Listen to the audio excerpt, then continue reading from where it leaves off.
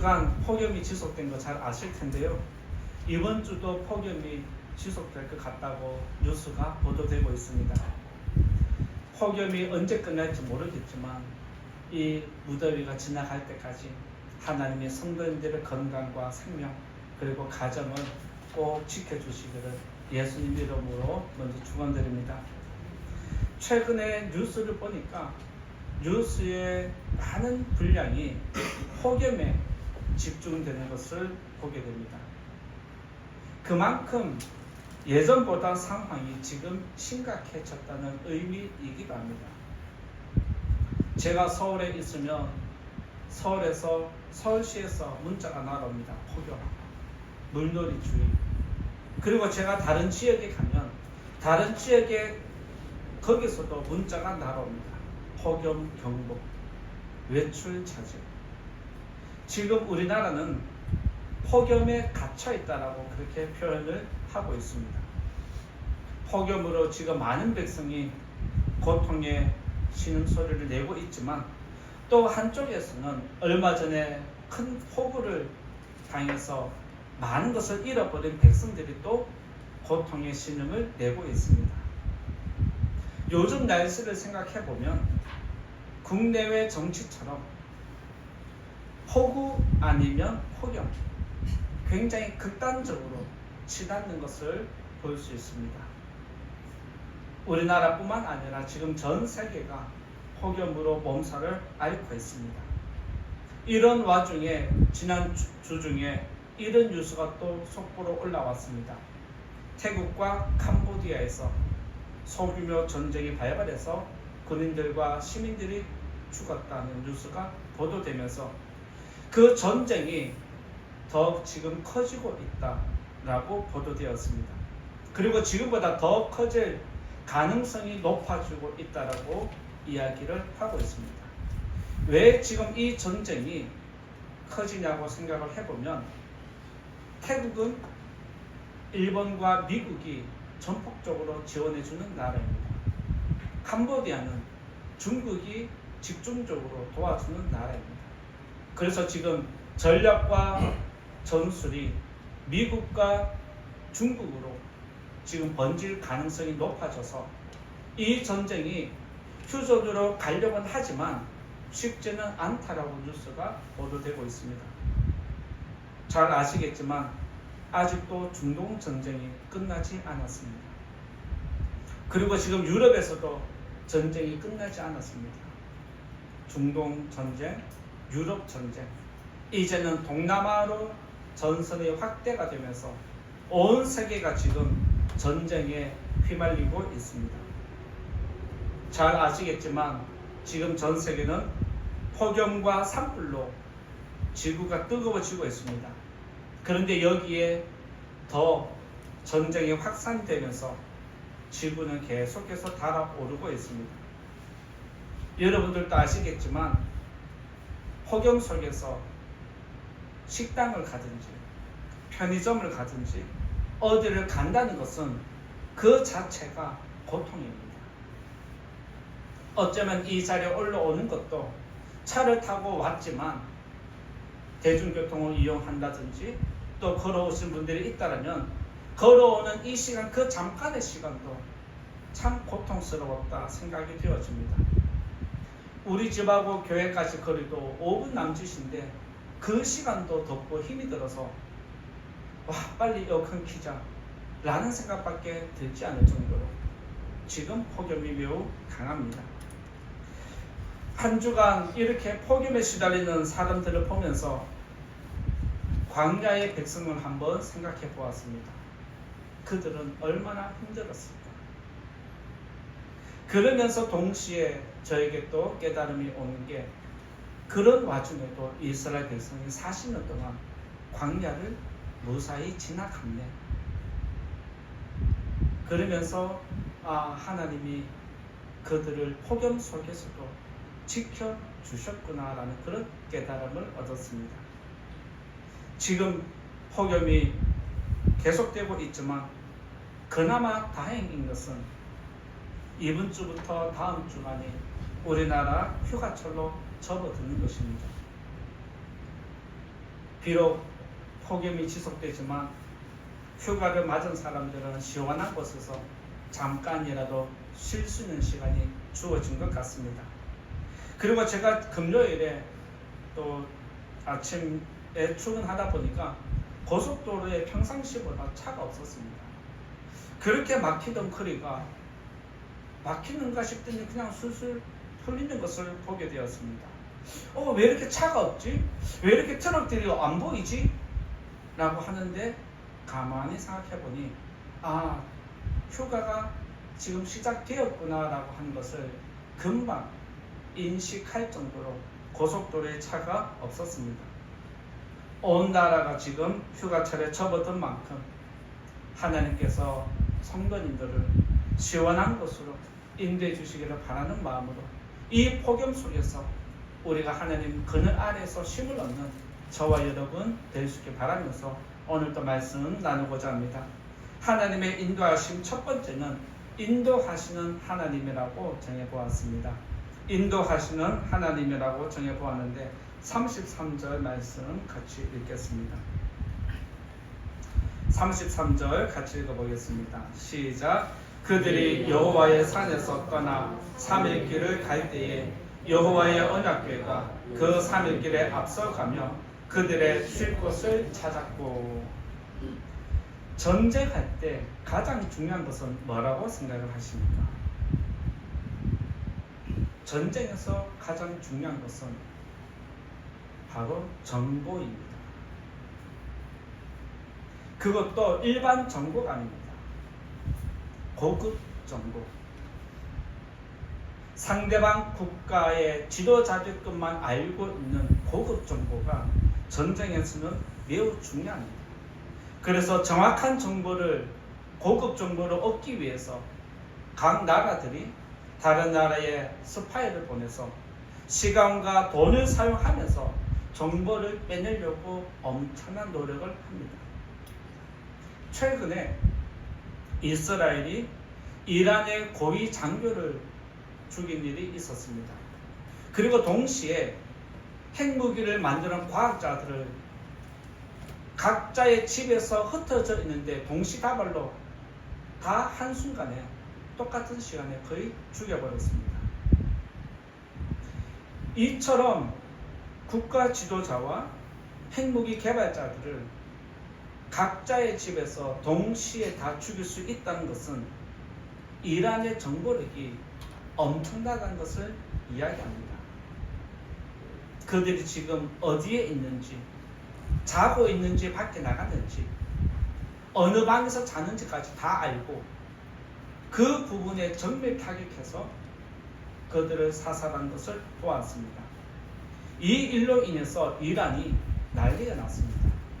어떻게 고위 장교가, 그리고 어떻게 핵무기를 개발한 과학자들이, 그것도 여러 명이 동시에 한순간에 똑같이 죽임을 당할 수 있을까? 이것은 정보가 새지 않으면 불가능한 일이다라고 해석을 했습니다. 그래서 이란은 국가적으로 대대적인 스파이 색출 작업에 들어갔고 그 나라가 혼란에 휩싸였습니다. 그리고 이 일로 말미암아 온 세계는 이스라엘의 정보력에 대해서 굉장히 예민해졌습니다. 우리나라의 고급 정보도 이스라엘이 다 들어갔을 거라는 그런 추측을 할 정도로 고급 정보를 얻기 위해서 나라들은 지금 많은 시간과 비용을 사용하고 있습니다.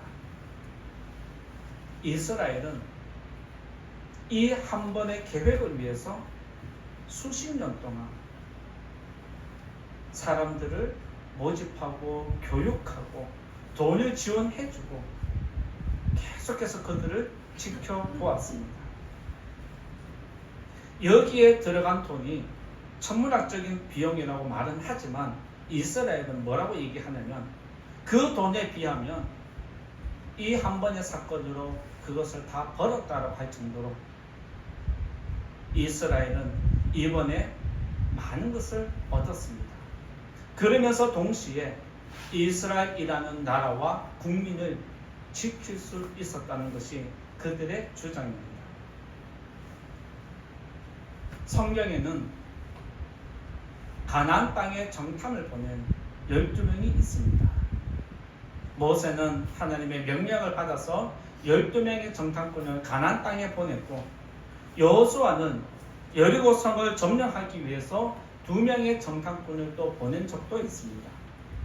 이처럼 하나님은 이스라엘 백성이 광야에서 방황하지 않도록 광야를 무사히 지나갈 때까지 하나님이 친히 그들과 함께 하셨고 그들을 인도해 주셨습니다.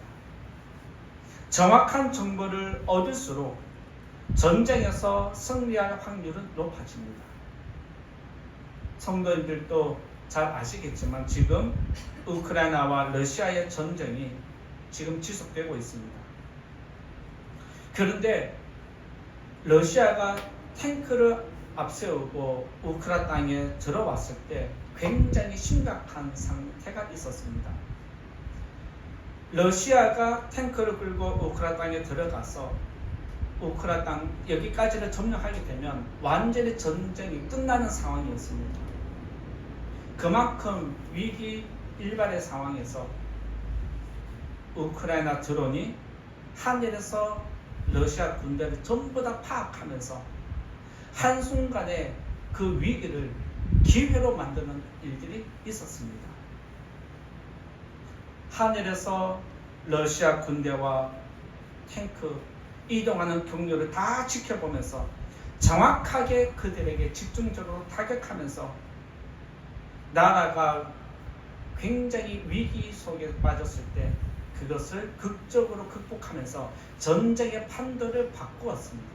그래서 온 세계가 언론들이 이 한 번의 계획으로 전쟁의 판도가 바뀌었다 라고 속보를 보낼 정도로 우크라이나의 정보력이 대단한 것을 보여줍니다. 최악의 상황을 정보 하나로 역전하는 기회로 만들어냈습니다.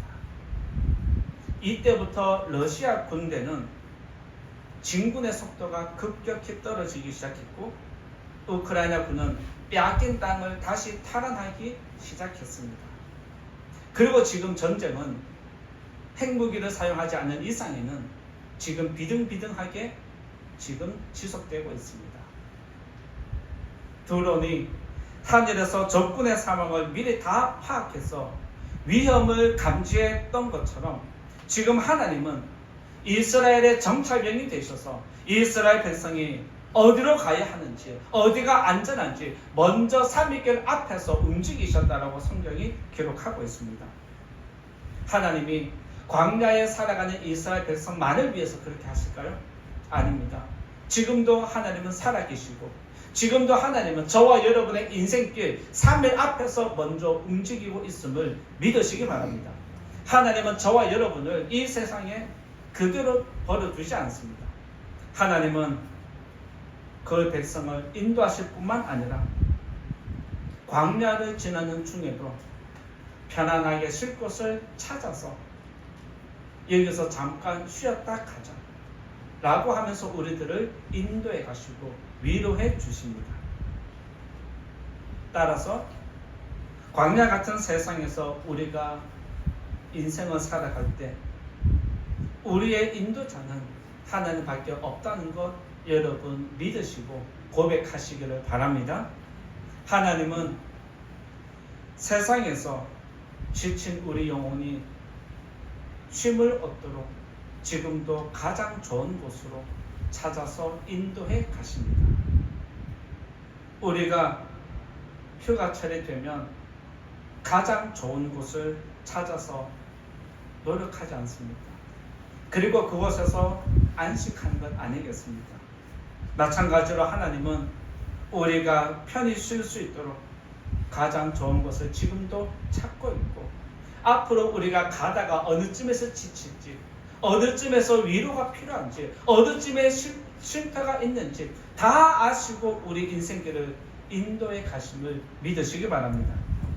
비록 지금은 폭염으로 전쟁으로 먹고 사는 것이 힘들지만 지금까지 잘 견뎌오신 것처럼 한 번 더 참고 기다리면 하나님이 여러분들을 더 좋은 길로 인도해 주실 줄 믿습니다. 여러분의 먹고 사는 문제 하나님이 책임지십니다. 믿으시기 바랍니다. 이스라엘 백성이 광야에서 폭염뿐만 아니라 먹고 사는 문제들로 고민했습니다. 내일은 뭐 먹냐?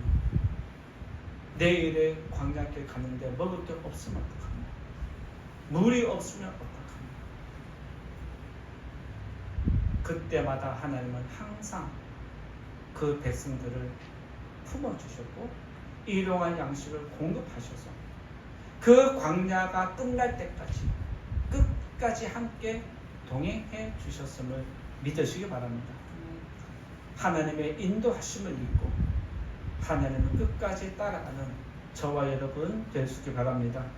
두 번째로 말씀드리고자 하는 것은 함께 하시는 하나님이라고 정해보았습니다. 두 번째 말씀드릴 것은 함께 하시는 하나님이라고 정해보았는데 35절과 36절 또 읽어보겠습니다. 같이 읽겠습니다. 시작. 괴가 떠날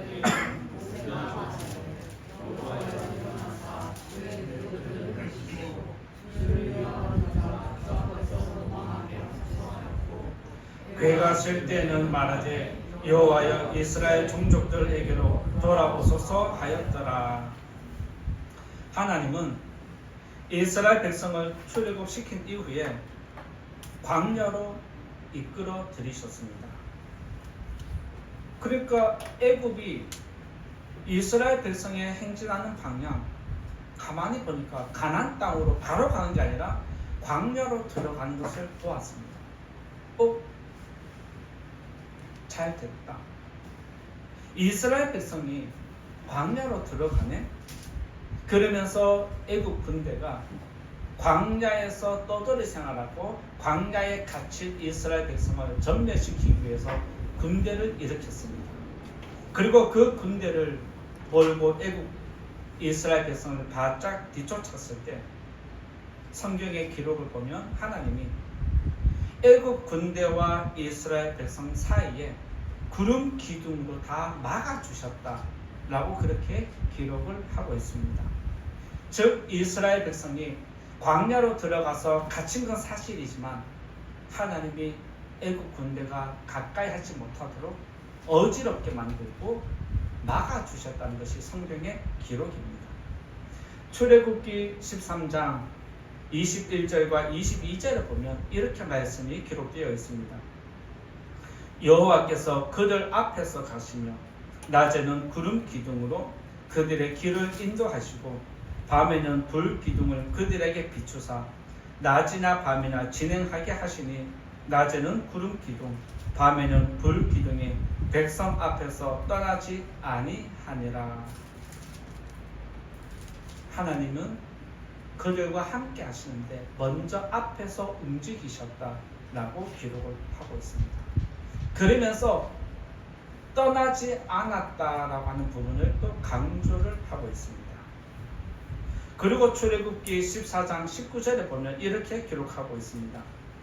이스라엘 진 앞에 가던 하나님의 사자가 그들의 뒤로 옮겨가매 구름 기둥도 앞에서 그 뒤로 옮겨라고 기록하고 있습니다. 즉 하나님의 사자가 앞에 갈 때는 구름 기둥이 앞에서 백성을 인도해 가고 하나님의 사자가 뒤로 가니까 구름 기둥이 뒤로 가서 백성을 보호하고 애굽 군대가 가까이 하지 못하도록 막아주는 역할을 했다라고 기록해 놓았습니다.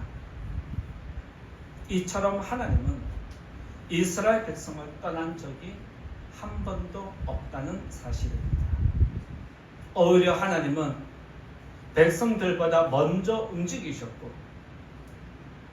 그들을 위협하는 사람들이 나타나면 광야에서 그들을 지켜주셨습니다. 그리고 하나님이 백성들과 함께 하셨다는 의미는 광야에서 그들의 보호자가 되었다는 의미입니다. 자녀가 세상에 방치되지 아니하고 부모가 자녀를 위해서 다 채워주는 것처럼 광야에 살아가는 백성들을 하나님이 다 일일이 챙겨주셨음을 이야기합니다. 하나님은 애굽 군대를 홍해에서 다 물리치셨습니다. 그리고 이제 앞으로 적이 나타나지 않을 거니까 너희들은 광야에서 40년 살아가면 돼 라고 하면서 광야로 등 떠밀지 않았습니다. 성경의 기록을 보면 하나님은 40년 동안 이스라엘 백성들과 광야를 걸어갈 때도 함께 하셨고, 자리를 잡고 쉼을 얻을 때도 하나님은 백성들과 함께 하셨다는 것이 성경의 기록입니다. 민수기 9장 15절에 보면 이런 말씀이 있습니다. 민수기 9장 15절에 보면 성막을 세운 날에 구름이 성막 곧 증거의 성막을 덮었고 저녁이 되면 성막 위에 불 모양 같은 것이 나타나서 아침까지 이르렀다라는 말씀이 있습니다. 성막을 세우는 날에 구름이 성막을 덮었고 밤에는 불 모양 같은 것이 그 성막을 덮었다라고 기록해 놓았습니다. 그리고 출애굽기 40장 38절에 보면 낮에는 여호와의 구름이 성막 위에 있고 밤에는 불이 그 구름 가운데 있음을 이스라엘 온 족속이 그 모든 행진하는 길에서 그들의 눈으로 보았다라고 또한 기록하고 있습니다. 무슨 말입니까? 성막이 세워지는 그날부터 하나님의 구름 기둥과 불 기둥이 함께했고 밤이나 낮이나 함께했고 행진할 때도 함께했고 늘 하나님이 그들과 함께했다는 것을 계속해서 강조하고 있습니다. 여기서 불 기둥과 구름 기둥은 하나님의 임재의 상징입니다. 그들의 눈으로 보았다라고 기록을 하면서 하나님의 임재를 백성이 친히 목격했다는 것을 이야기합니다. 백성의 입장에서 볼 때 광야를 걸어가는 것 자체가 고통이지만 하나님은 알게 모르게 백성들을 다 보살펴 주셨습니다. 백성들은 광야의 삶이 힘들다, 괴롭다, 덥다, 갈증난다, 먹을 게 없다, 불평불만과 대적을 하고 계속해서 싸우지만 하나님은 그런 와중에도 자기 백성들을 끝까지 품어주신 것이 성경의 기록입니다. 광야에서 가장 고통스러운 게 무엇인지 짐작하시겠죠?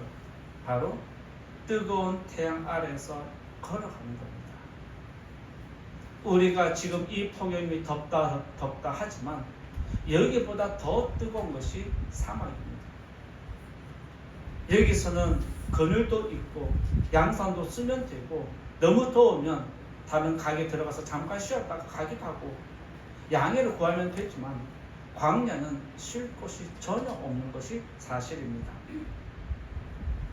그리고 이뿐만 아니라 광야는 밤에는 기온이 급격하게 떨어져서 사람이 잠을 자다가 저체온으로 죽는 일이 있습니다. 온도가 너무 높고 온도가 너무 낮아서 사람이 목숨을 잃게도 되지만 하나님은 뜨거운 태양 아래 무사히 지나가도록 구름 기둥으로 그들을 덮어주셨고 잠을 자다가 추위에 목숨 잃지 않도록 백성들을 불 기둥으로 늘 따뜻하게 품어주신 것이 하나님의 역사입니다. 이처럼 하나님은 불 기둥과 구름 기둥으로 그의 백성들과 광야에서 함께 동고동락하셨습니다. 이 말이 무슨 말입니까? 광야 같은 세상 살아가는 저와 여러분들도 이 세상에서 먹고 사는 것이 힘들지만 고통스럽지만 하나님이 나는 언제 도와주시나, 나는 이 위기를 언제 피해가나, 너무 힘들다 말은 하지만 그때마다 하나님이 순간순간 채워주는 은혜가 있었습니다. 그래서 우리들은 지금은 광야를 지나는 게 힘들지만 지나고 나면 그때 하나님이 도와주셨구나 인정하는 것처럼 지금도 우리가 폭염 때문에 먹고 사는 문제들을 힘들어하지만 시간이 지나면 그때 하나님이 이렇게 도와주셨구나 그것을 발견하게 되는 겁니다. 우리는 먹고 사는 문제들로 하나님을 잠시 잊어버리지만 하나님은 저와 여러분을 잊어버리지 않습니다. 우리가 하나님을 떠나거나 외면한 적은 있어도 하나님이 우리들을 떠나거나 버린거나 외면한 적 없다는 것 믿으시기 바랍니다. 이스라엘 백성은 항상 언약궤를 중심으로 성막을 중심으로 모였습니다. 마찬가지로 이 자리에 계신 성도님들도 폭염이 지속되고 전쟁으로 먹고 사는 것이 힘들어지지만 이런 때일수록 하나님의 말씀을 붙잡고 하나님을 더 가까이 하는 저와 여러분 될 수 있길 바랍니다. 하나님은 우리에게 분명히 알려주십니다. 마태복음 1장 23절에 보면 예수님을 우리에게 보내주신 이유와 그 의미가 무엇인지 알려주십니다. 보라, 처녀가 잉태하여 아들을 낳을 것이요 그의 이름은 임마누엘이라 하리라 하셨으니 이를 번역한즉 하나님이 우리와 함께 계시다 함이라. 하나님은 저와 여러분들 항상 함께 하십니다. 믿으시기 바랍니다. 하나님의 구름 기둥과 불 기둥이 성도님들의 인생이 끝날 때까지 가나안 땅에 들어갈 때까지 영원까지 함께 하시기를 예수님 이름으로 축원드립니다. 이제 결론의 말씀 드리고자 합니다. 사람들은 폭염을 피하고 싶고 쉴 곳을 찾아서 움직입니다. 마찬가지로 하나님은 성도님들이 어디서 쉬어야 하는지 어디에 고통이 일어나는지 다 알고 있습니다. 그래서 하나님은 먼저 3일길 앞서 움직이시면서 성도님들을 안식할 수 있도록 찾아가십니다. 그리고 하나님은 가나안 여정이 광야 여정이 끝날 때까지 가나안 땅에 들어갈 때까지 백성들과 함께 하셨습니다. 마찬가지로 하나님은 저와 여러분들과 항상 함께 하십니다. 지속되는 전쟁과 폭염으로 먹고 사는 것이 힘든 상황이지만 하나님을 믿고 하나님 이 위기를 잘 극복해 나가도록 도와달라고 기도하시며 하나님은 여러분들의 기도를 들어주실 겁니다. 하나님이 이스라엘 백성을 광야에서 구름 기둥과 불 기둥으로 지켜주신 것처럼 저와 여러분의 인생도 지키고 있음을 믿으시기 바랍니다. 이제부터 하나님의 인도하심을 믿고 하나님만 따라가는 저와 여러분 삶이 되기를 바라고 또 영원까지 함께 하시기를 예수님 이름으로 축원드립니다. 말씀 생각하면서 같이 기도하겠습니다. 오늘은 하나님의 인도하심에 대해서 말씀 나누었는데 하나님은 우리 인생과 함께 하십니다.